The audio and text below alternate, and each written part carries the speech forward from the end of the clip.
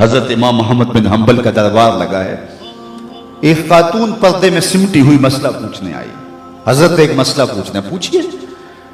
کہا کہ میں سود کاٹتی ہوں, دن کو بھی کاٹتی ہوں اور رات کو بھی. جب چاندنی راتیں ہوتی ہیں تو میں رات کو سود کاٹتی ہوں, لیکن دن کا سود اور رات کا سود الگ الگ ہوتا ہے. کبھی کبھی ہوتا ہے کہ بازار سے بادشاہ کی سواری گزرتی ہے اور سواری کے گزرنے کی وجہ سے ماحول میں روشنی زیادہ ہو جاتی ہے, تو اس میں جو سود ہوتا ہے وہ کوالٹی میں بہتر ہوتا ہے, اور میں جو اس روشنی میں کاتا ہے اور جو چاند کی چاندنی میں کاتا ہے ان کو اکٹھے ملا کے فروخت کر سکتی ہوں. اللہ اکبر. امام احمد بن حنبل نے خاتون سے کہا کہ اپنا تعارف کروا سکتی ہو, تم کون ہو؟ اس خاتون نے کہا سائل کی ذات نہیں پوچھی جاتی, آپ مفتی ہیں, فتویٰ دیجئے.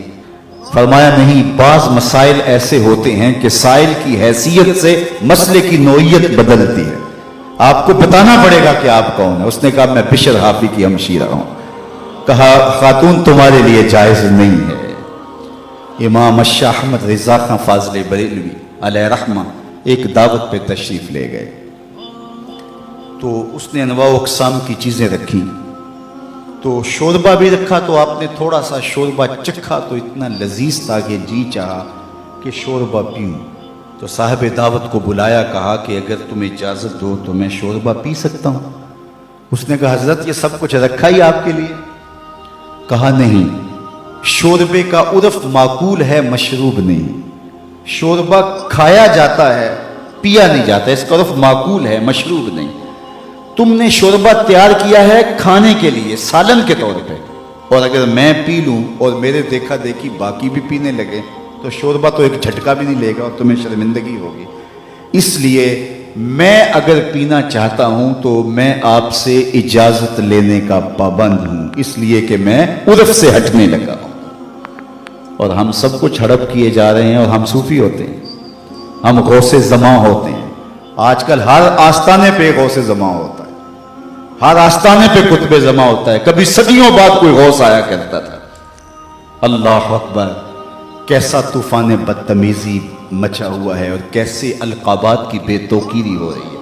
ہر لئی میں رازدار دین چھپے. اقبال نے کہا ہر کمینہ دین کا رازدان بن کے بیٹھ گیا. تو یہ ہے ہمارے بزرگوں کی احتیاطیں, یہ طریقت کا مزاج ہے. علامہ اقبال نے ایک جگہ لکھا ہے کہ جب تصوف فلسفہ بننا چاہتا ہے تو فقیر کی روح اس سے بغاوت کرتی ہے, اور اگر تصوف رہے تو کون تصوف کا ماننے والا نہیں ہوگا.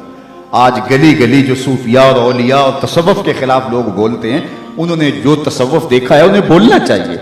اگر حاتم الصم کا تصور پیش کیا جائے, اگر احمد بن حنبل کا تصوف پیش کیا جائے, اگر اعلیٰ حضرت کا تصوف پیش کیا جائے, تو وہ کہیں گے اس تصوف پہ تو ہماری جان بھی قربان. تو یہ تصوف کی حقیقی روح ہے, یہ تصوف کا حقیقی رنگ ہے. لوگوں کو اذیت میں مبتلا نہ کیا جائے, لوگوں کو تکلیف میں مبتلا نہ کیا جائے, لوگوں کو راحت پہنچائی جائے.